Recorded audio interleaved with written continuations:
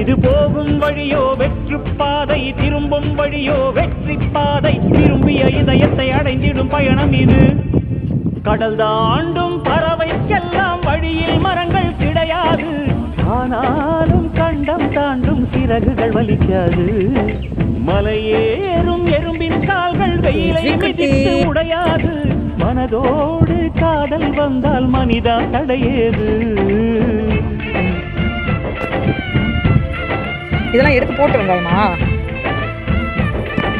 அப்புறம் இப்படி முறிச்சு முறிச்சு வச்சிருக்காங்க. இப்படி படுத்துருக்கு அப்படியா?